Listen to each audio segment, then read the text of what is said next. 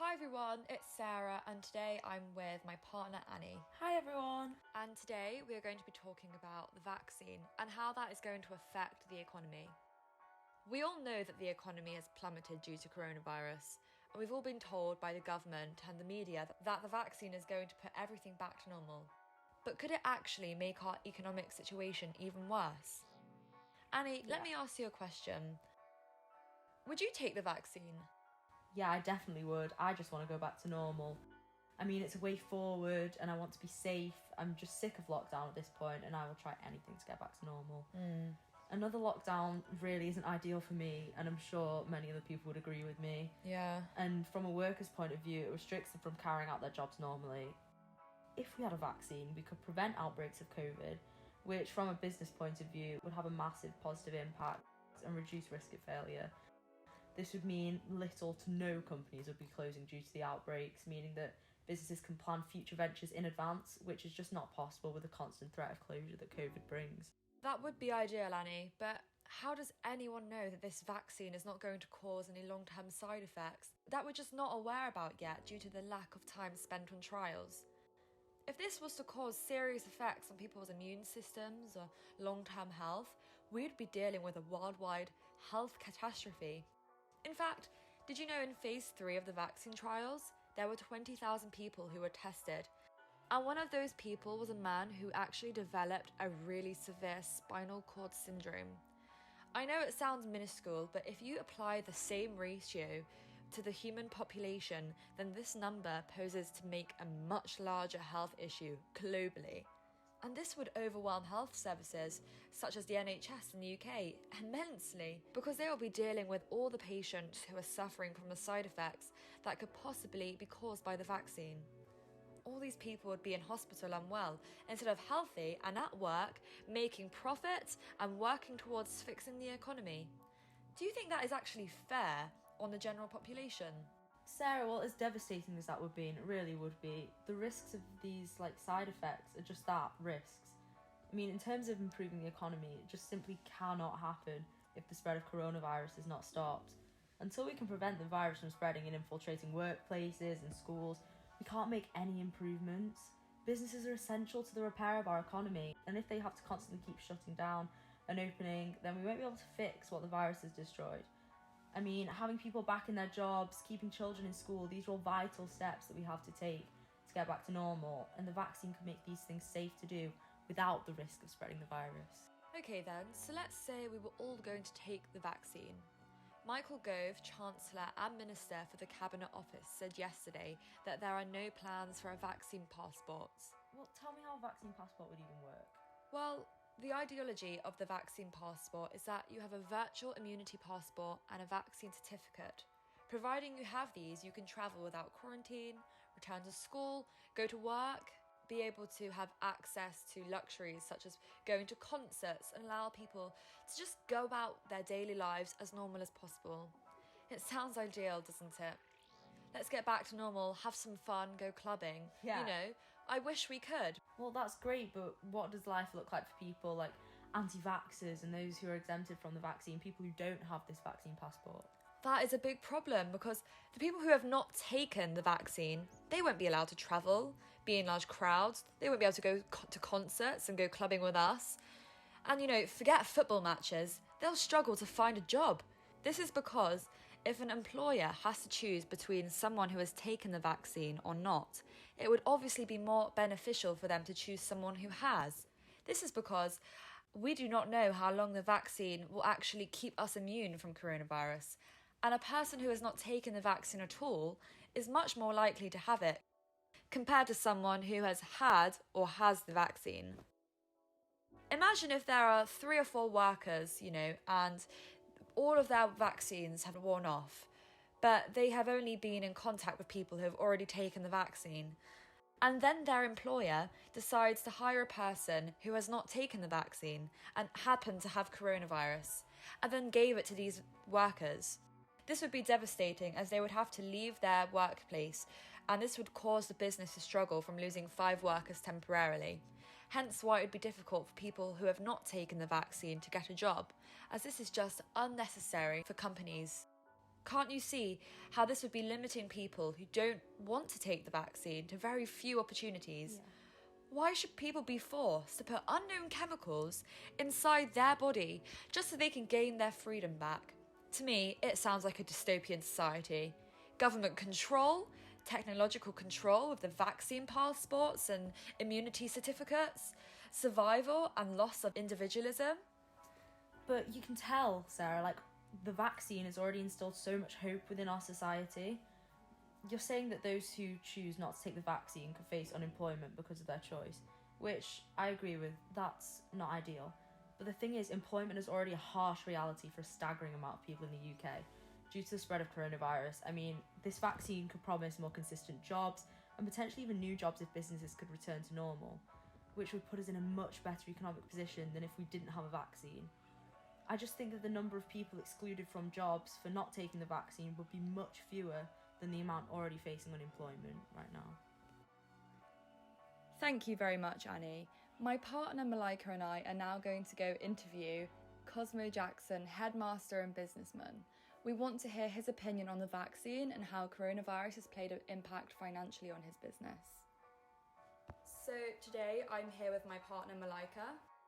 So we're here with the Headmaster of Hurtwood House, Cosmo Jackson. So Cosmo, would you like to give our audience some details on your position as a businessman who runs a boarding school? Good afternoon. Hi, I'm Cosmo, and yes, I'm the Headmaster of Hurtwood House. We are indeed a boarding school for 350 students, but needless to say, we're a business too. So obviously our main aim is to provide a wonderful education, but all of that is done within a business framework. Obviously, COVID has played a huge impact in this, especially this year, as being able to run a business such as Hurtwood. And has it been any different or problematic trying to run a boarding school during a pandemic? Just a bit, actually. The pandemic, when it first hit back in March, had a catastrophic effect Oh God. on the business side of the school. Yeah. And obviously, when we moved to online learning, all of our families expected vast discounts, quite understandably. Yeah, of course. And we were very happy to give those discounts, but they did have a devastating effect on our revenues. Of course. That would have made a huge effect on the revenues of the school. But also, you know, you would have had to have spent a lot of money to accommodate students and staff's safety during COVID-19. So where was that money supposed to have been spent? I suppose back in March it was simply a case of lost revenue, and we didn't experience any significant increase in costs in April, May and June. Yeah. In fact, obviously, although we lost revenue, we did save some money on expenses that we weren't incurring. So without 350 students on campus, we didn't spend any money on food in May and June. Of course. But then during the summer, as we prepared for September, that's when we began planning for a new way of living. And in that new way of living, obviously, everyone got very excited about sanitising. Yeah. I don't know the exact figure of how much we have spent on wet wipes Oh my gosh, and yes. hand gels. Yes. But it's tens and tens of thousands of pounds. And also, we didn't necessarily feel that we had the facilities as a school to provide social distancing. Yeah. So we went out, as you know, and we spent money on the common room tent Yeah. and the new medical centre. Of course, and obviously that would have been a huge cost. And you know, now everyone loves that common room and the medical centre's new facilities, and they were only temporary. So will those be kept after COVID now? So We've created a huge problem for ourselves, haven't we? Yeah. Because what was indeed designed as a very temporary measure has proved to be extraordinarily popular. Yeah. And it's certainly difficult to envisage life without that common room. Yeah. So that puts down a couple of awkward questions for me in the future. Inevitably, there would be a significant cost in either acquiring those tents, Yeah. which at the moment we've just rented, Right. or renting them much longer would also, again, dent the finances of the school. Oh, of course, that's very understandable. Having said that, it is probably something that we have to do, because I yeah. think that student expectations have moved on, Yes. and we must move with those. Of course. Obviously, recently there's been a vaccine that's been approved for the use in the UK and will be made available from earlier this week. But what's your opinion on the vaccine, and do you think you'll be taking it? Or? If I get given the chance, I will certainly step forward and have one in each arm, absolutely. I think the vaccine is all about confidence, isn't it? Yeah. So everything we were doing in the summer in order to get ready for September was about trying to persuade students and their families, and indeed the teachers, that Hurtwood was safe, a safe place to live and work. Of course. And the vaccine certainly comes along as a much needed tonic, I think. Most of all, I'm impressed, I have to say, with the Chinese students. If you look at how far they've had to travel across the world to Europe, which is, by comparison, a much more dangerous entity. Yeah. I'm very proud of the fact that they have stayed with us. Of course, because that's a huge, chunk of the students you have coming to Hurtwood, every day, and they provide, a big amount of the profit that the school makes. Would you say that would have been detrimental if they weren't to have come back? Absolutely. I should think our international students make up a third of the community, and it's not just the Chinese, but anyone coming over from Europe. Yeah. If our borders had been closed and we had been 30% down, then we would struggle in the long term to survive. So in the short term, we can of course survive with a little bit less revenue, Of course. but you can't keep doing that. Yeah. And obviously, with this new vaccine, this brings up a lot more questions in everyone's minds. But as a businessman, when you are hiring, employees such as teachers and kitchen staff, groundsmen, if they have not taken the vaccine, will you be able to hire these people in the future? And will this limit the amount of employees that you can employ? It's an interesting concept of sort of civil liberty, I suppose, isn't it? I'm not entirely sure that it's an employer's right to dictate that an employee takes the vaccine. Certainly, I will take it, and I would encourage anyone to take it. But I imagine that there are students and some staff who wouldn't want to take it. Yeah. And that has to be their personal choice, doesn't it? Of course. But that won't be a problem, if let's say you had one teacher, for example, that was, amazing at their job but had not taken the vaccine. And then there was another teacher that you had who, was pretty average. Their skills are pretty average when it came to teaching, but they had taken the vaccine. If you had to choose between the two, which one would you choose?